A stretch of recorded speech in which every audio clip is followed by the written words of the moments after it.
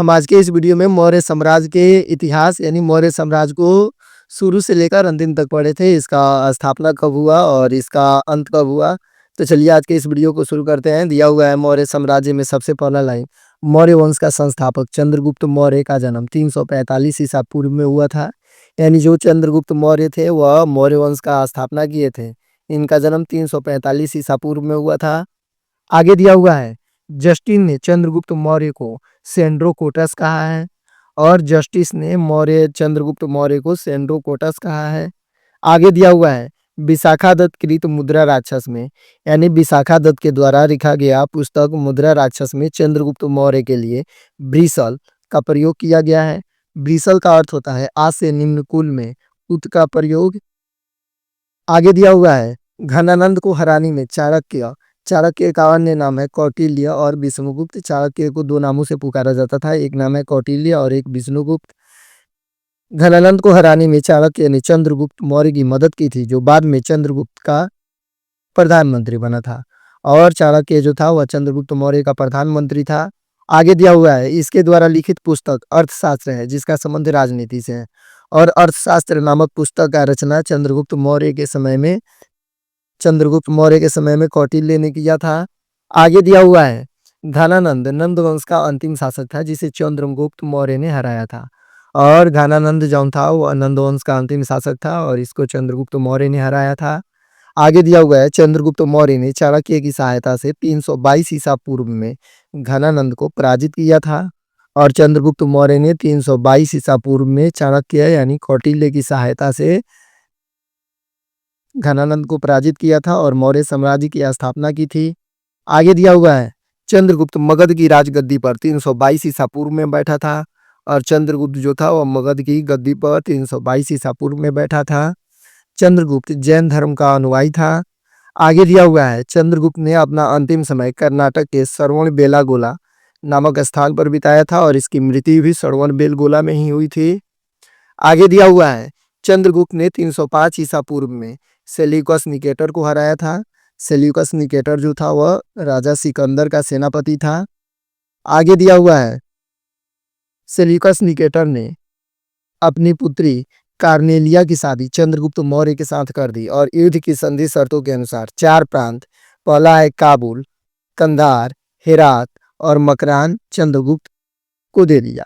बोल रहा है कि जो सेल्यूकस निकेटर था यानी सिकंदर का सेनापति, उसने अपनी पुत्री कार्नेलिया की विवाह चंद्रगुप्त मौर्य के साथ कर दिया और युद्ध की संधि शर्त के अनुसार उसने अपने 4 प्रांत, पहला काबुल, दूसरा कंधार, तीसरा हेरात और चौथा मकरान चंद्रगुप्त को सौंप दिया। आगे दिया हुआ है, चंद्रगुप्त मौर्य ने जैनी गुरु भद्रबाहु से जैन धर्म की शिक्षा ली थी और जो चंद्रगुप्त मौर्य थे वह जैनी गुरु से जिनका नाम भद्रबाहु था उनसे जैन धर्म का शिक्षा लिया था। आगे दिया हुआ है, मेगास्थनीज सेल्यूकस निकेटर का राजदूत था और जो मेगास्थनीज था वह सेल्यूकस निकेटर का राजदूत था जो चंद्रगुप्त के दरबार में रहता था।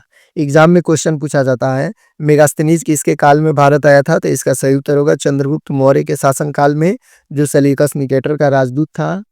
आगे दिया हुआ है, मेगास्थनीज का उत्तराधिकारी डाइमेकस था और जो मेगास्थनीज था उसका उत्तराधिकारी डाइमेकस था। आगे दिया हुआ है, इंडिका पुस्तक मेगास्थनीज के द्वारा लिखा गया है और इंडिका पुस्तक का रचना मेगास्थनीज ने किया है।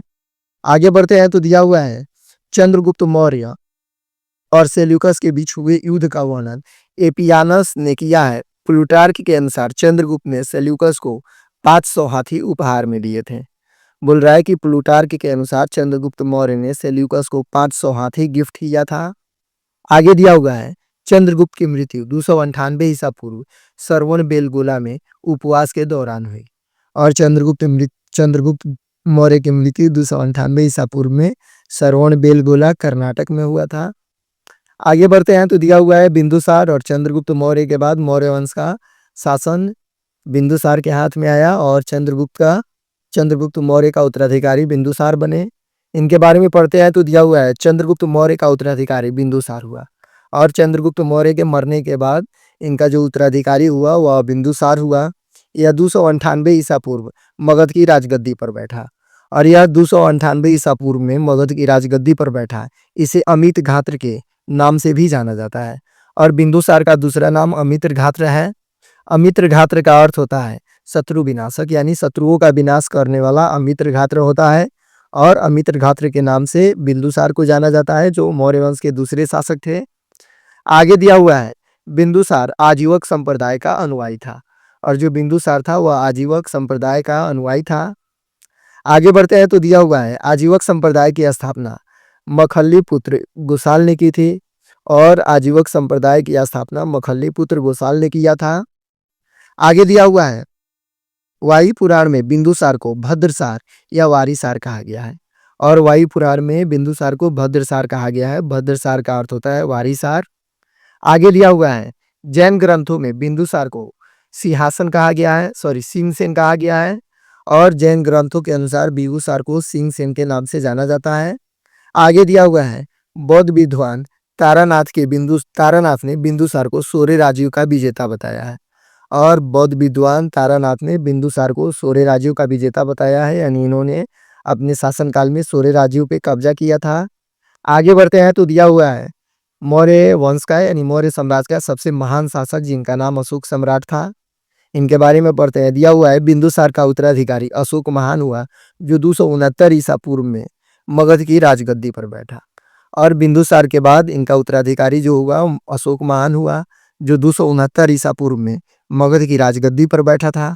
अशोक की माता का नाम शुभद्रांगी था।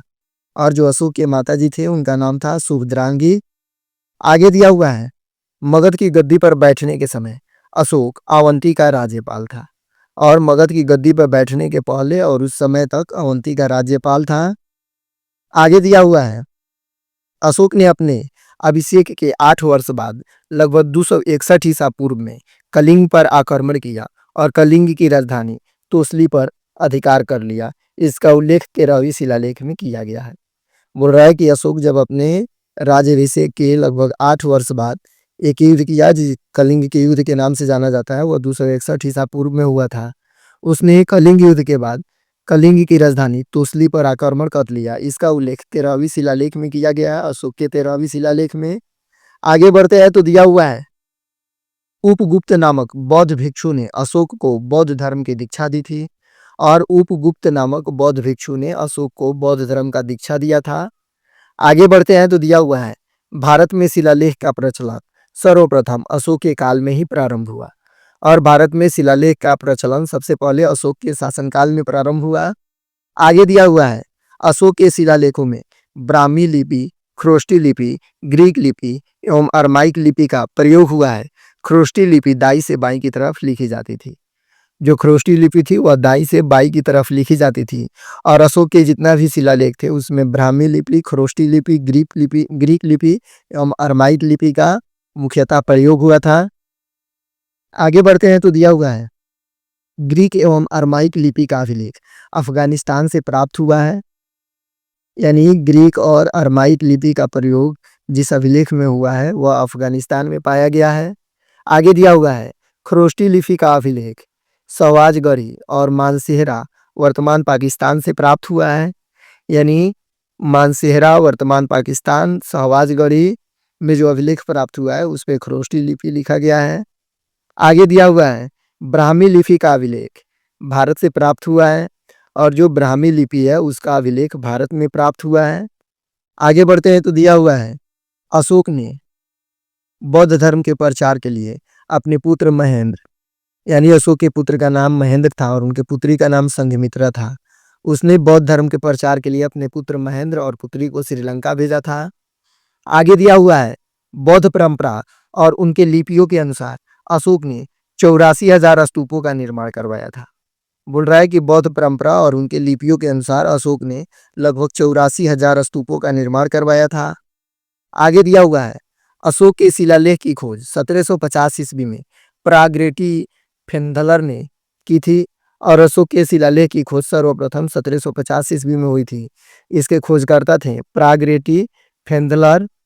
इनकी संख्या 14 है और अशोक के शिलालेखों की कुल संख्या 14 है। आगे बढ़ते हैं तो दिया हुआ है अशोक के अभिलेख पढ़ने में सबसे पहली सफलता 1837 ईस्वी में जेम्स प्रिंसेप को हुई। यानी अशोक के अभिलेखों को पढ़ने वाला सबसे पहला व्यक्ति जेम्स प्रिंसेप था, यह अंग्रेज था। आगे दिया हुआ है अशोक के स्तंभ लेखों की संख्या 7 है जो केवल ब्राह्मी लिपि में लिखी गई है।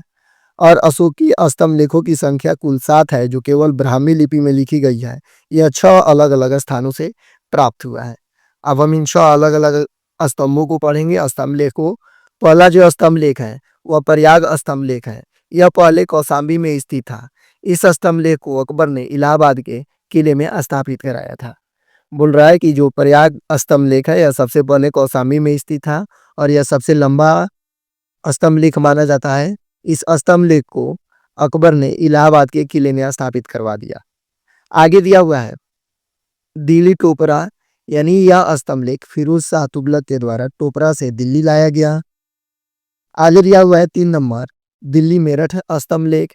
पहले मेरठ में स्थित यह स्तंभ लेख फिरोज शाह द्वारा दिल्ली लाया गया। और दिल्ली मेरठ जो स्तंभ लेख है यह सबसे पहले मेरठ में स्थित था, बाद में इसे फिरोज शाह के द्वारा दिल्ली ला दिया गया। आगे बढ़ते हैं तो दिया हुआ है रामपुरवा स्तंभ लेख।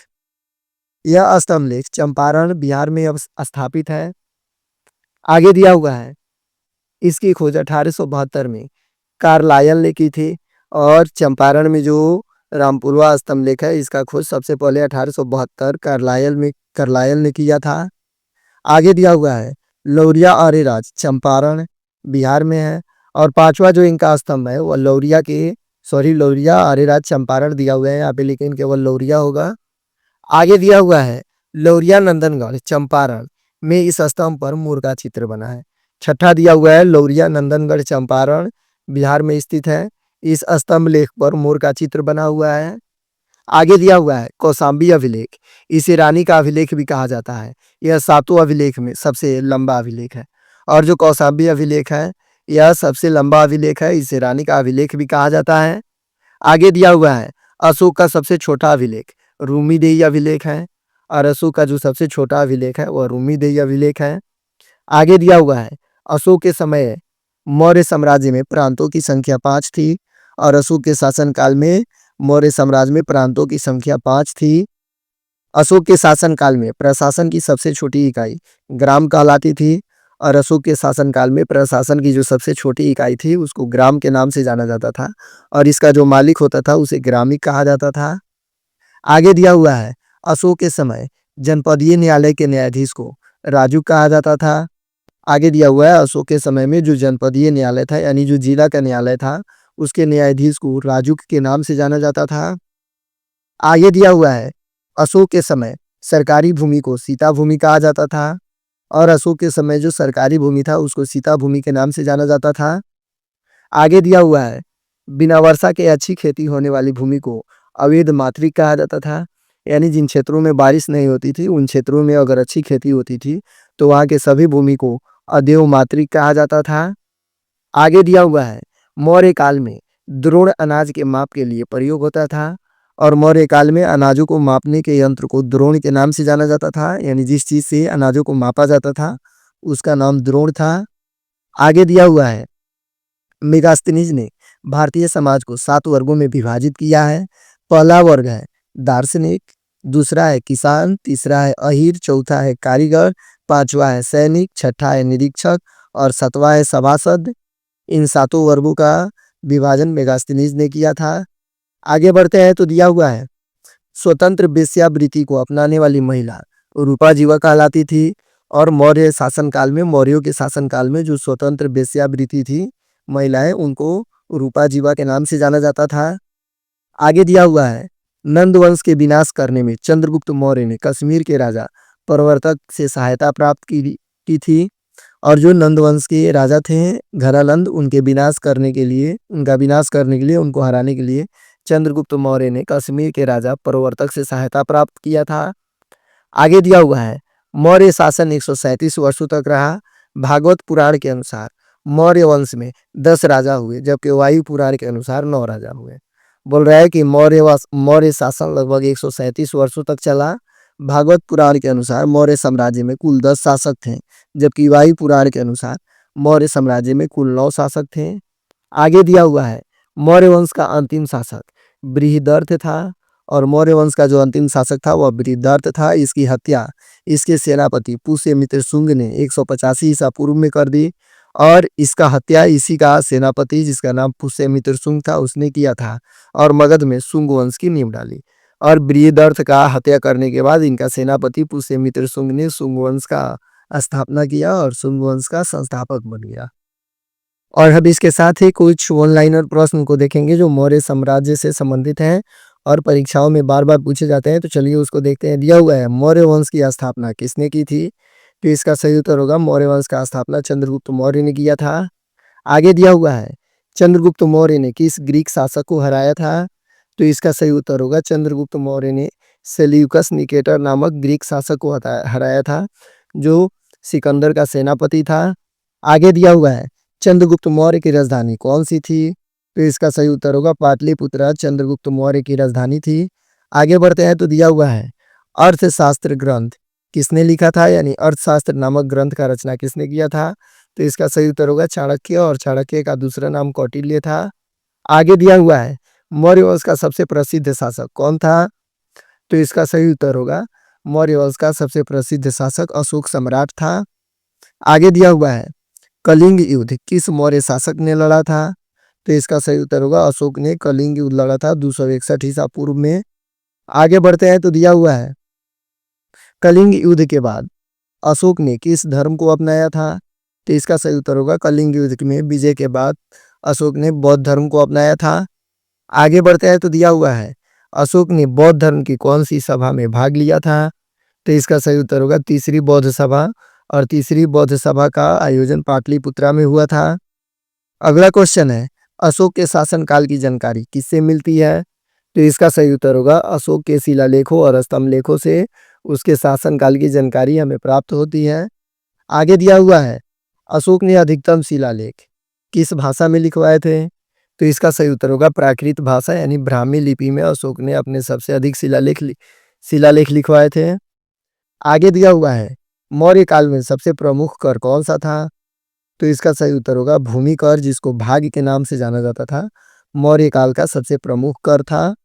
आगे दिया हुआ है इंडिका ग्रंथ में मौर्य शासन की तुलना किससे की गई है? तो इसका सही उत्तर होगा फारसी शासन काल से मौर्य शासन की तुलना इंडिका ग्रंथ में की गई है और इंडिका ग्रंथ की रचना मेगास्थनीज ने किया था। आगे बढ़ते हैं तो दिया हुआ है मौर्य काल के दौरान सिंचाई व्यवस्था की देखरेख कौन करता था? तो इसका सही उत्तर होगा सिंधापक। आगे दिया हुआ है मौर्य साम्राज्य का शासन तंत्र किस प्रकार का था? तो इसका सही उत्तर होगा केंद्रीकृत प्रशासन। आगे दिया हुआ है किस शासक के समय मौर्य साम्राज्य अपनी चरम सीमा पर था? तो इसका सही उत्तर होगा अशोक के शासनकाल में मौर्य साम्राज्य अपनी चरम सीमा पर था, यानी इसमें सभी चीजें और सभी शासनकाल बेहतर चल रही थी। आगे दिया हुआ है अशोक के अभिलेख किस लिपि में पाए गए हैं? तो इसका सही उत्तर होगा ब्राह्मी लिपि, ख्रोष्टी लिपि, अरामाइक लिपि और ग्रीक लिपि में अशोक के सभी अभिलेख, शिलालेख और स्तंभ लेख पाए गए हैं। आगे दिया हुआ है कौन सा शिलालेख अशोक की आत्म स्वीकृति को दर्शाता है? तो इसका सही उत्तर होगा भब्रू शिलालेख।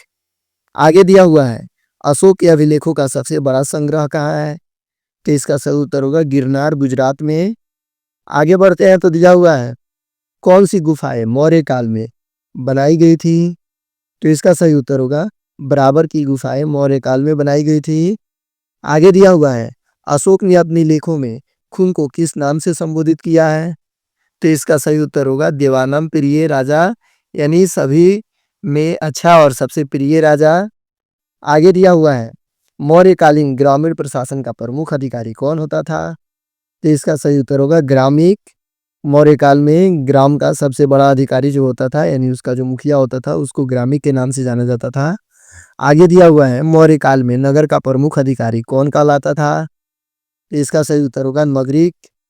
आगे दिया हुआ है मौर्य काल में बंदरगाहों की देखरेख कौन करता था? तो इसका सही उत्तर होगा नवारक्षक। आगे दिया हुआ है मौर्य शासन में दंड नीति पर विशेष बल किसने दिया था? तो इसका सही उत्तर होगा चाणक्य ने अपने अर्थशास्त्र नामक पुस्तक में।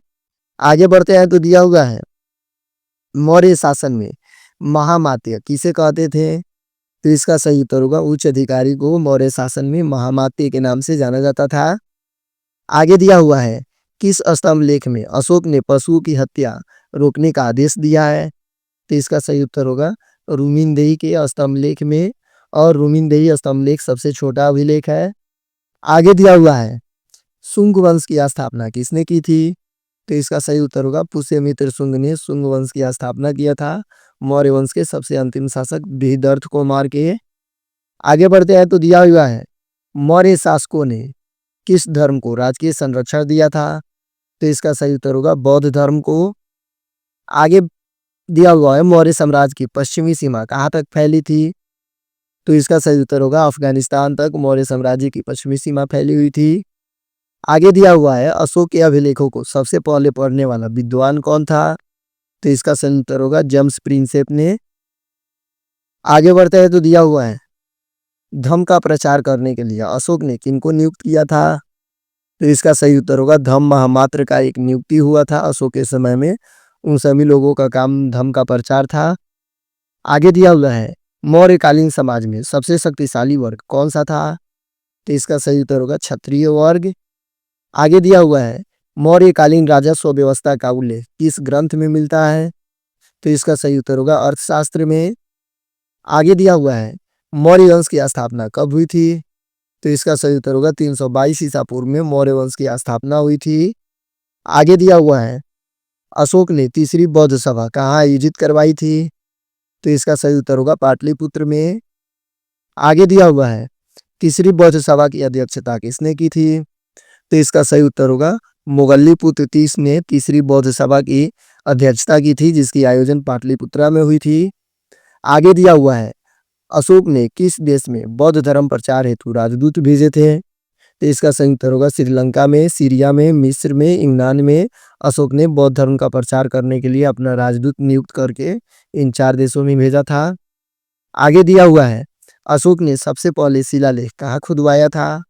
तो इसका सही उत्तर होगा सोहगौरा ताम्रपट। आगे दिया हुआ है किस अभिलेख में अशोक ने सन्यासियों के बीच मतभेद पर नाराजगी जताई है? तो इसका सही उत्तर होगा शहबाजगढ़ी शिलालेख, यह पाकिस्तान में स्थित है। आगे दिया हुआ है मौर्य वंश के काल में किस प्रकार की सेना थी?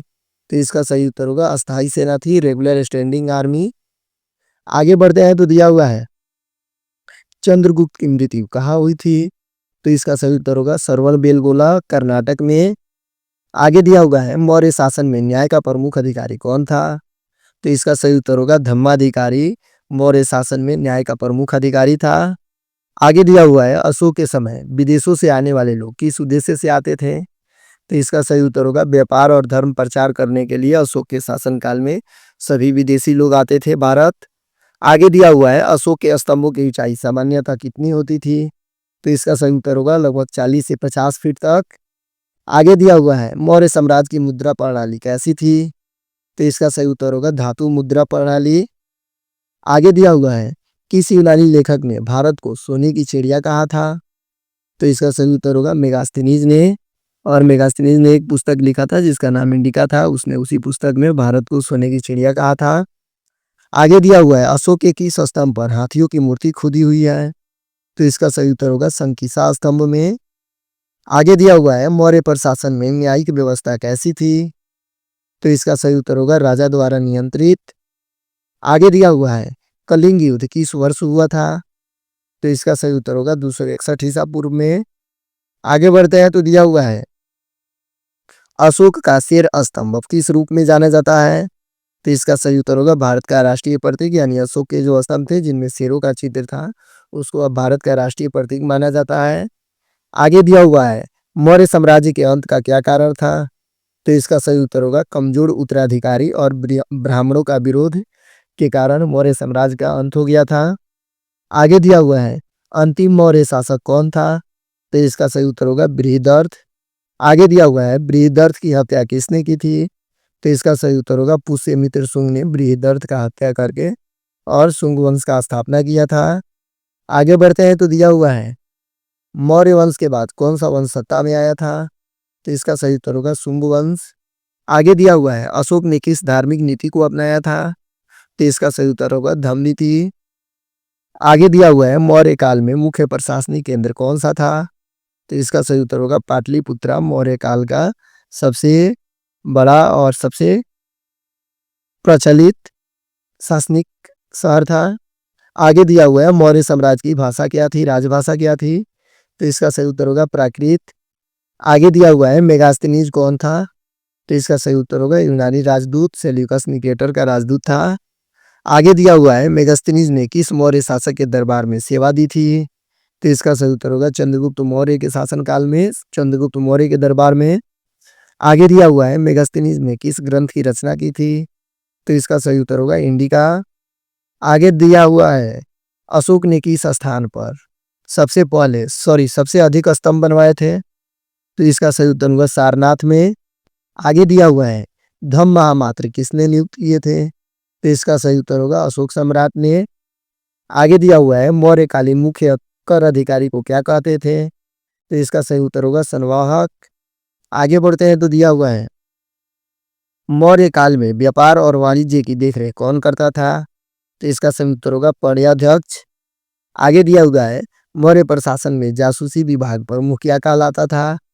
तो इसका सही उत्तर होगा संदिग्धा अध्यक्ष। आगे दिया हुआ है मौर्यकालीन सैनिक विभाग के प्रमुख को क्या कहा जाता था? तो इसका सही उत्तर होगा सेनापति। यानी मौर्य काल में जितने भी लोग सेना विभाग के प्रमुख थे, जो सैनिकों का नेतृत्व करते थे, उनको सेनापति के नाम से जाना जाता था। आगे दिया हुआ है चंद्रगुप्त मौर्य ने जैन धर्म को अपनाकर अंतिम समय कहाँ बिताया था? तो इसका सही उत्तर होगा श्रवणबेलगोला कर्नाटक में। आगे बढ़ते हैं तो दिया हुआ है अशोक के शिलालेखों में अभिलेखों में धम्म शब्द का अर्थ क्या है? तो इसका सही उत्तर होगा नैतिकता एवं सदाचार। आगे दिया हुआ है किस शिलालेख में अशोक ने अपनी धार्मिक नीति विस्तार से बताई है? तो इसका सही उत्तर होगा बराबर गुफा लेख में। आगे दिया हुआ है मौर्य काल में सिक्के किस धातु के होते थे? तो इसका सही उत्तर होगा चांदी और तांबे के। आगे बढ़ते हैं तो दिया हुआ है मौर्य साम्राज्य का विस्तार दक्षिण में कहाँ तक था? तो इसका सही उत्तर होगा गोदावरी नदी तक। आगे दिया हुआ है मौर्य काल में राजू कौन होता था? तो इसका सही उत्तर होगा जिलाधिकारी। आगे दिया हुआ है अशोक का लाहौर स्तंभ आज कहाँ स्थित है? तो इसका सही उत्तर होगा फिरोज शाह कोटला दिल्ली में। आगे बढ़ते हैं तो दिया हुआ है अशोक ने किस विदेशी बौद्ध प्रचारक को श्रीलंका भेजा था? तो इसका सही उत्तर होगा महेंद्र। महेंद्र उसका पुत्र था और उसके पुत्री का नाम संघमित्रा था। वह भी महेंद्र के साथ श्रीलंका बौद्ध धर्म का प्रचार करने के लिए गई थी। आगे दिया हुआ है महेंद्र के साथ किसे श्रीलंका भेजा गया था? तो इसका सही उत्तर होगा संघमित्रा अशोक की पुत्री। इस वीडियो में जितने भी प्रश्न लिखे हैं, अगर उन सब का पीडीएफ आप लेना चाहते हैं तो डिस्क्रिप्शन में लिंक दिया हुआ है, वहां से डाउनलोड कर सकते हैं। बाकी बाय।